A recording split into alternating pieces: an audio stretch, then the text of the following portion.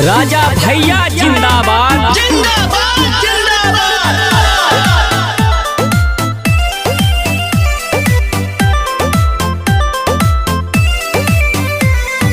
राजा भैया जिंदाबाद जिंदाबाद जिंदाबाद। कुंडा सारा बोल रहा है, बेटी का मन डोल रहा है। राजा भैया जिंदाबाद जिंदाबाद जिंदाबाद। कुंडा सारा बोल रहा है, बेटी का मन डोल रहा है। सबके दिल में रहते भैया भद्री राज खोल रहा है। जीत गए भाई जीत गए, राजा भैया जीत गए।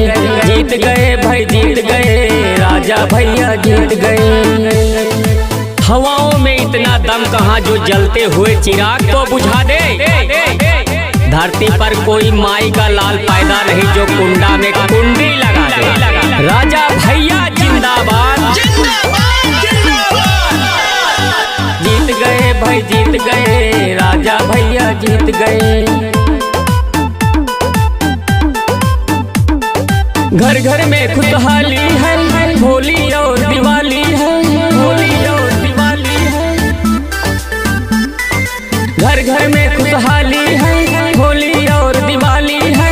सकरदहा भी बोल रहा है, बूढ़ेपुर भी बोल रहा है। जीत गए भाई जीत गए, राजा भैया जीत गए। जीत गए भाई जीत गए, राजा भैया जीत गए। राजा भैया जिंदाबाद जिंदाबाद जिंदाबाद। तूफानों के रुख बदलने का हौसला हम रखते हैं। सरकार किसकी बनानी है किसकी गिरानी है, हौसला हम रखते हैं। जीत गए भाई जीत गए, राजा भैया जीत गए।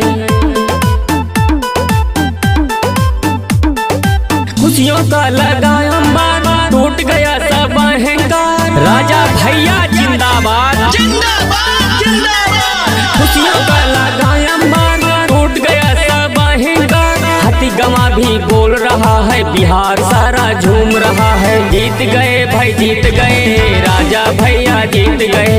जीत गए भाई जीत गए, राजा भैया जीत गए। कुंडा विधानसभा मेरा परिवार जैसे लगता है। जिनकी गोद में हम खेले वो मेरे संसार जैसे लगता है। राजा भैया जिंदाबाद जिंदाबाद जिंदाबाद।